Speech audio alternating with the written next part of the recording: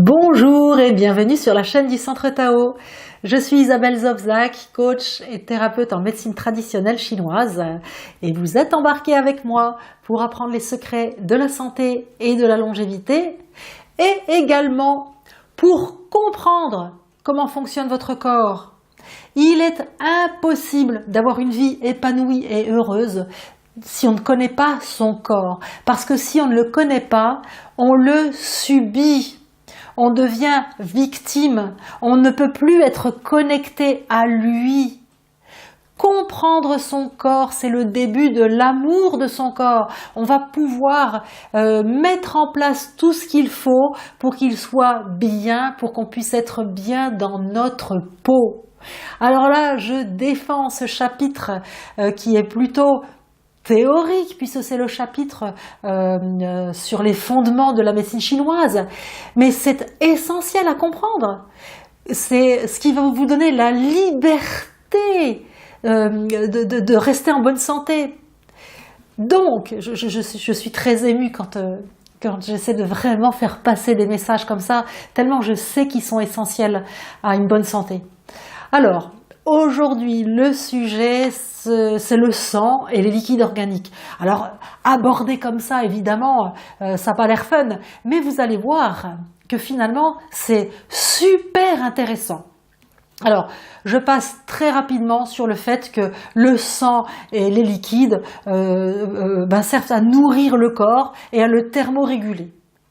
Je vais vous donner un exemple pour bien comprendre à quoi ça peut servir. La vie, c'est de l'énergie. L'énergie, c'est chaud. Et vous pouvez comparer votre corps à une centrale nucléaire. L'énergie, c'est une énergie folle, c'est nucléaire. Donc, vous pouvez comparer votre corps à la centrale de Fukushima. Ça chauffe, ça chauffe, ça chauffe, ça chauffe. Il faut absolument un circuit de refroidissement pour éviter que ça n'explose. Ce circuit de refroidissement, c'est justement le sang et les liquides organiques. Le sang et les liquides organiques sont froids. C'est l'énergie qui est chaude. C'est l'énergie qu'il y a dans le sang et dans les liquides qui va chauffer le sang. Quand on est mort, il y a encore du sang, mais il est froid. L'énergie en est partie. Le sang n'est pas chaud, je le répète. Le sang et les liquides organiques sont le système de refroidissement de votre corps qui est une usine nucléaire pleine d'énergie. Et c'est cet équilibre entre l'énergie et le circuit de refroidissement qui fait la bonne santé. Alors, le sang sert bien sûr à nourrir tous les tissus. Vous mangez, votre système digestif fabrique du sang, et ce sang va aller dans tout le corps nourrir tous vos tissus. Les liquides organiques vont également lubrifier tout ça et c'est ce qui va donner la souplesse et l'hydratation de votre corps. Je vous disais que le sang est fabriqué par votre système digestif. Alors, pour fabriquer du bon sang, ne pas se faire du mauvais sang, pour fabriquer du bon sang, il faut d'abord des bons aliments et puis il faut une bonne énergie.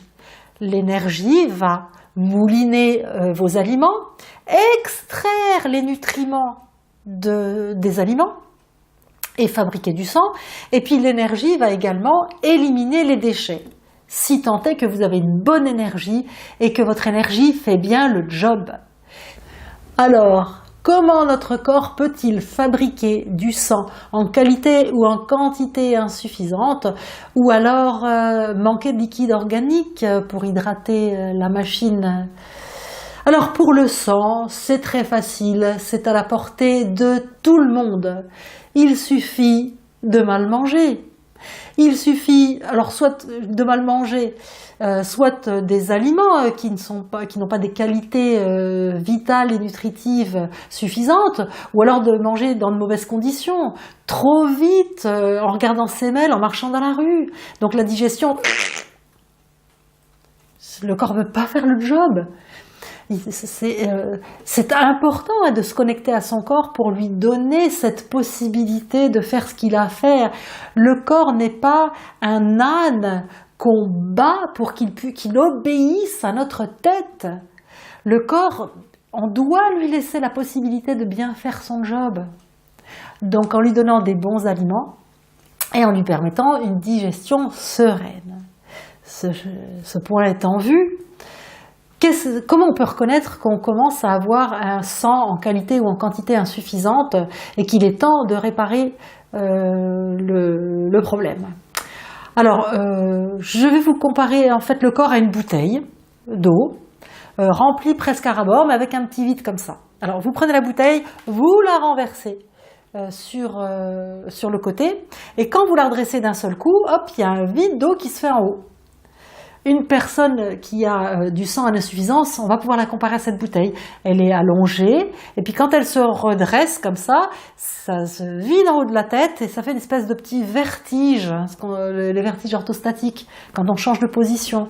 Ça, c'est un signe qu'on a du sang en quantité insuffisante. Les autres signes, ça va être des fourmis faciles, ça va être bien sûr la pâleur des lèvres, de la sclérotite, une fatigue due à ce manque de sang. Et puis quand ça va durer, il y a moins de sang, moins d'énergie, donc la circulation de l'énergie et du sang va moins bien se faire. Donc on va avoir ce qu'on appelle des stases de sang. Alors ça va être une mauvaise circulation qui va se sentir dans les jambes, des varicosités. Les femmes dans leurs règles vont le voir facilement parce que elles auront soit si elles n'ont pas assez de sang, peu de sang, et puis si le sang circule mal, il y aura des caillots. Donc ça, c'est vraiment les premiers signes qu'on va avoir du sang en quantité et en qualité insuffisante et qu'il va falloir revoir ça. Donc là, je vous renvoie directement au chapitre sur l'alimentation et puis sur les trucs magiques et autres de cette chaîne du Centre Tao. Le chapitre du jour, c'est juste pour vous faire comprendre, hein. Alors il y a d'autres effets néfastes quand on n'a pas assez de sang. Je vous expliquais que l'énergie c'est chaud. Et donc, quand on n'a pas assez de sang, il va y avoir trop de chaleur, et on va appeler ça de la chaleur dans le sang. Donc là, ça va agiter la personne, ça va agiter le sang. Trop de chaleur dans le sang, ça peut donner des hémorragies, donc par exemple des règles hémorragiques, des saignements de nez ou de gencives intempestifs. Et puis, ça va aussi donner de l'angoisse, de l'anxiété, de l'insomnie, de l'agitation émotionnelle, parce qu'on aura trop de chaleur dans le corps, puisqu'on n'aura plus assez de sang pour refroidir notre énergie, notre centrale nucléaire. Au niveau des liquides organiques, donc ceux-là, d'un côté, on peut les fabriquer en moins bonne quantité, mais aussi on peut les perdre. Par exemple, si on fait beaucoup d'activités physiques, qu'on transpire énormément, si on a tendance à faire des diarrhées ou à vomir facilement, on a une grande déperdition de nos liquides organiques et cela va se ressentir dans un premier temps par de la sécheresse de la bouche, de la gorge, des lèvres, de la peau. Et puis on va également aussi avoir par une mauvaise circulation, parce que toujours cette même idée que le corps ne pourra plus faire le job, on va pouvoir faire de la rétention d'eau par exemple dans les jambes, on peut faire au pire aussi de la rétention d'eau dans les intestins, donc on a des gargouilles quand c'est pas trop gênant, mais sinon après on peut avoir de l'acide, c'est-à-dire le ventre qui gonfle d'eau. Tout ça, ce n'est pas du tout pour vous faire peur, c'est juste pour vous apprendre à percevoir les premiers signes d'un manque de sang ou d'un manque de liquide organique dans votre corps qui, eux, vont faire que tout ça va fonctionner de moins en moins bien et peuvent être à la source d'un mal-être physique. Le mal-être n'est pas simplement mental, le mal-être souvent vient que l'esprit ne peut pas être serein dans une maison où tout va bien.